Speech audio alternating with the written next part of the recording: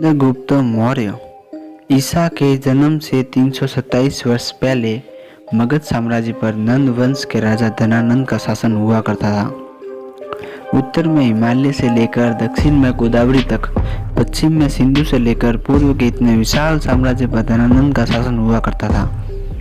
धनानंद एक लालची और क्रूर अत्याचारी राजा था।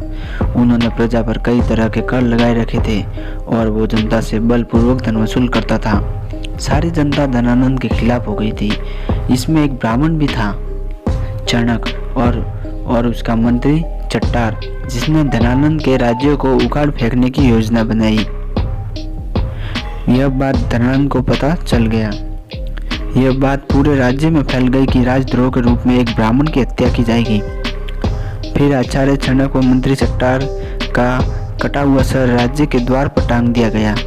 उस समय चाणक्य की आयु मात्र 14 वर्ष थी।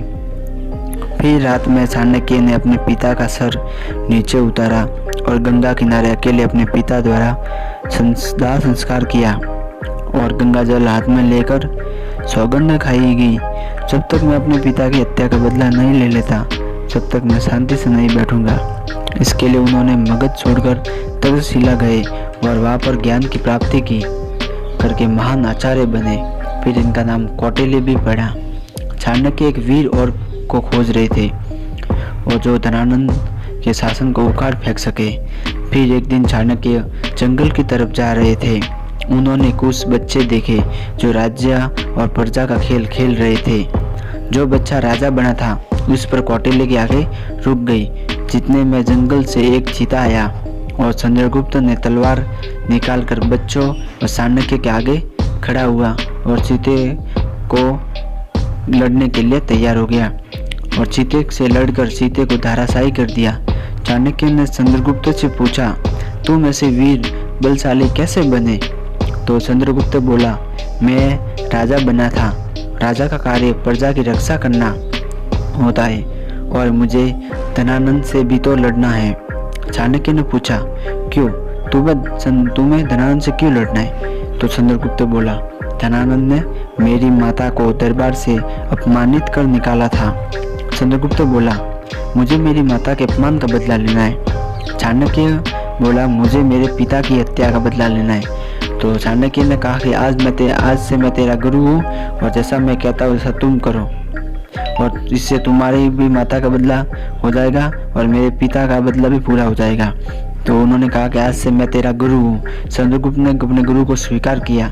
चाणक्य ने उसे एक अज्ञात स्थान पर ले जाकर उसे शास्त्र व अस्त्र शास्त्र की शिक्षा दी। अंत में उसे राजनीति सिखाई। चंद्रगुप्त कुछ सालों में महान योद्धा बन चुका था। चंद्रगुप्त ने चाणक्य की आज्ञा से वापस तक्षशिला आया और योद्धाओं को चुना और लोगों को सेना के लिए तैयार किया, अपनी सेना में भर्ती किया। उस समय राजा पोरस ने चाणक्य से दोस्ती का हाथ बढ़ाया।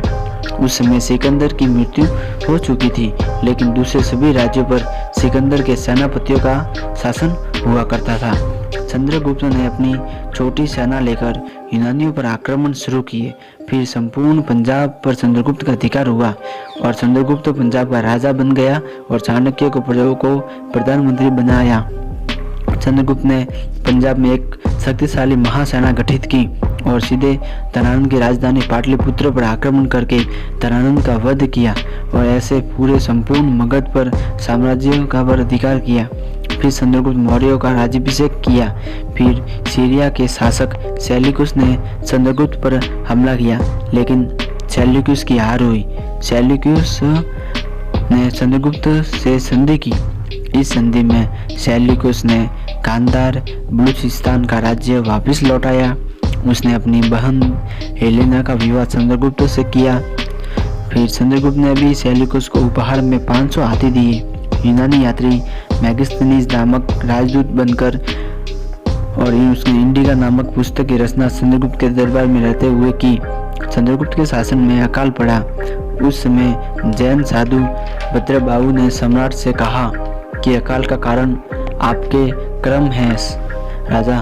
तो आपने अखंड भारत बनाने के लिए कई सैनिक व कई राजाओं का वध किया है। चंद्रगुप्त बोला, इसका क्या उपाय है? संत भद्रबाहु का जवाब था, संथारा।